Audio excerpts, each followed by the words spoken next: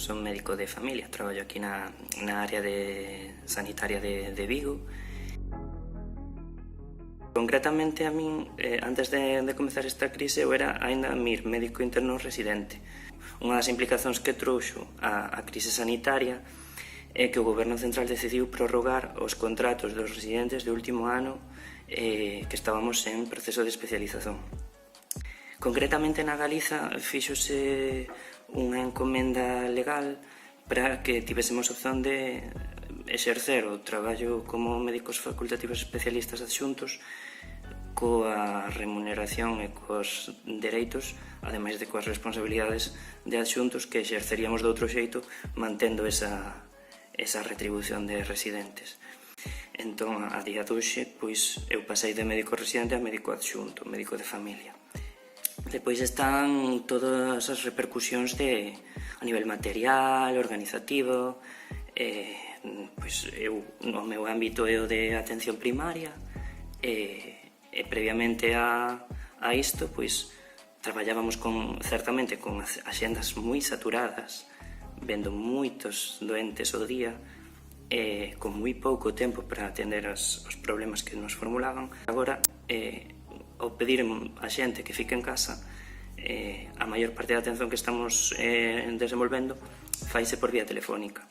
Ten grandes desvantaxes porque, claro, ao nos atendermos por teléfono, priorizarmos só consultas urxentes, acumúlanse demoras, habrá cousas que pasen desapercibidas, habrá doenzas crónicas que se desestabilicen e que cando esta crise vai remitindo vámonos encontrar con serios problemas, con doenzas graves que non se detectaron a tempo, con doenzas crónicas que se desequilibraron, con moitas cousas que é importante ter en conta no día a día.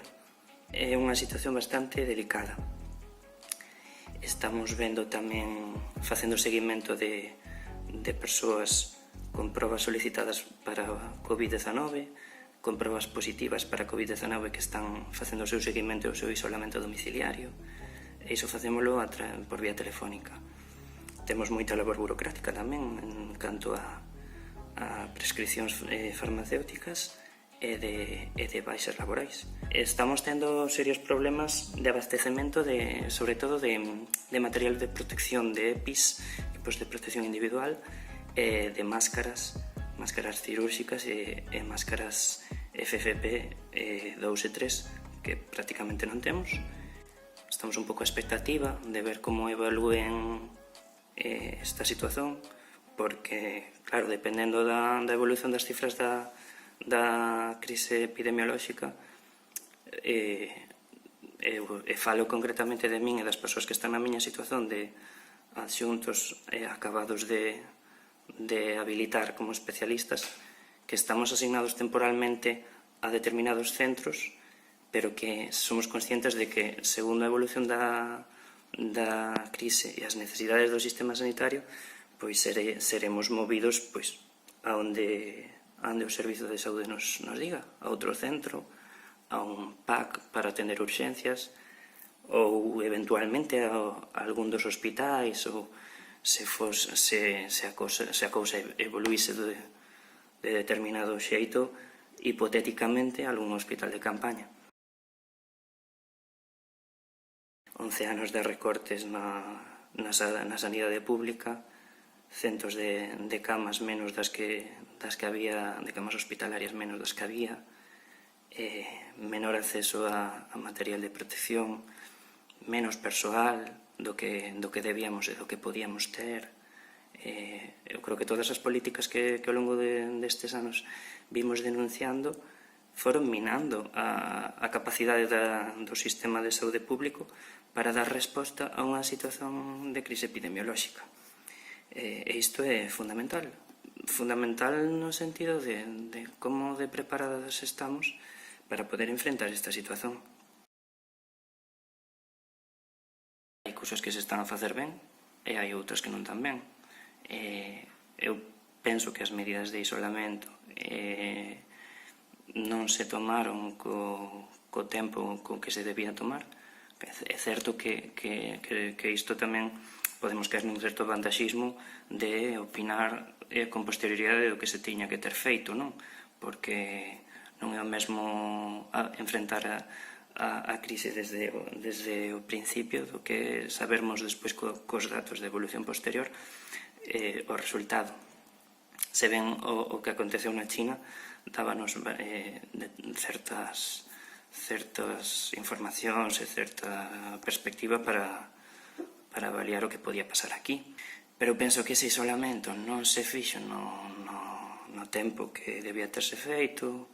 Penso que tal vez se podía ter evitado determinados danos en territorios periféricos do Estado de terse confinado antes zonas máis afectadas como podían ser Madrid, Vitoria ou a Rioxa. Un pouco a maneira en que o capitalismo funciona é o que fai que nos vexamos privados de material de protección, porque nos últimos anos a saúde pública foi vista como un negocio e non como un servizo básico.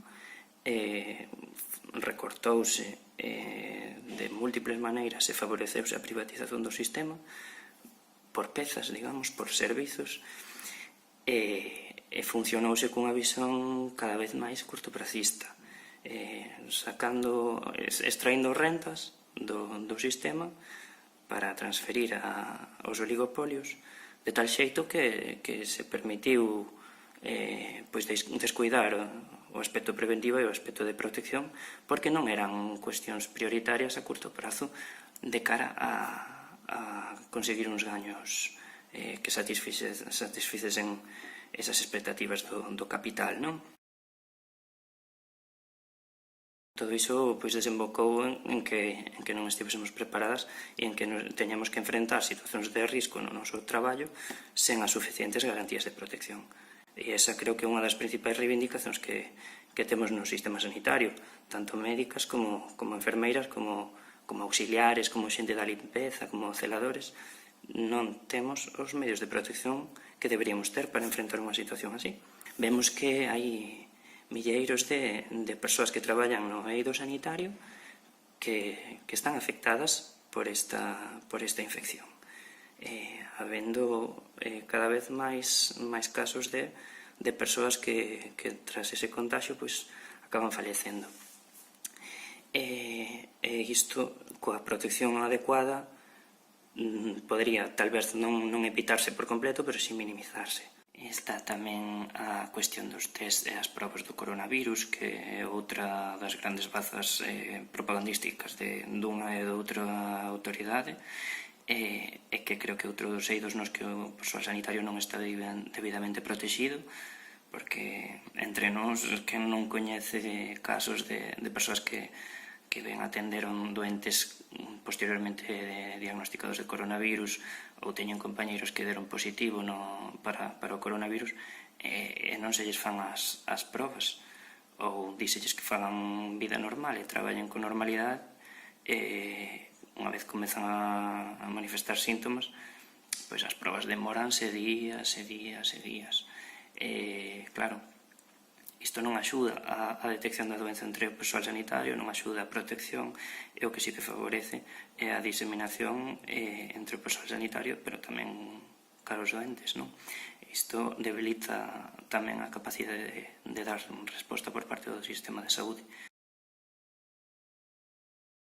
Non é unha pregunta fácil de responder porque hai digamos que isto o que fixo foi que as institucións e as autoridades autonómica e estatal entrasen nunha lea de responsabilización política mutua sobre a falta de equipos de protección, na que eu creo que ambas institucións teñen parte de responsabilidade, obviando que claro, baixo o meu punto de vista existe un certo secuestro da autonomía galega e da capacidade de decisión do noso país, claro. Pero efectivamente creo que tanto a Xunta como o goberno estatal teñen a súa parte da responsabilidade na privación que temos de medios de protección contra o coronavirus. Ben, tamén é difícil porque entramos no terreno un pouco dos pronósticos, non? Eu gostaría de que isto servise para valorizarmos máis o que é o sistema público de saúde, o que implica ter un sistema destas características, e tamén para dar valor ao papel da clase traballadora. Eu penso que se algo nos demostra este confinamento e este parón productivo é que sen os traballadores e as traballadoras o sistema económico non pode funcionar. É a clase traballadora que produce, a clase traballadora que xera a riqueza, e nela debe estar, nas súas mans deben estar os medios para producila.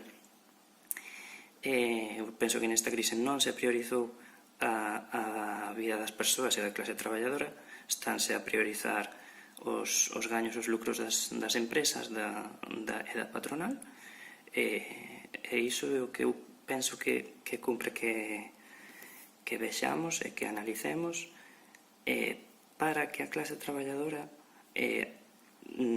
digamos, adquira unha conciencia dese poder que ten e que ten organizada, porque é o único xeito de sobrevivir as crises que virán despois desta é con a organización da clase traballadora.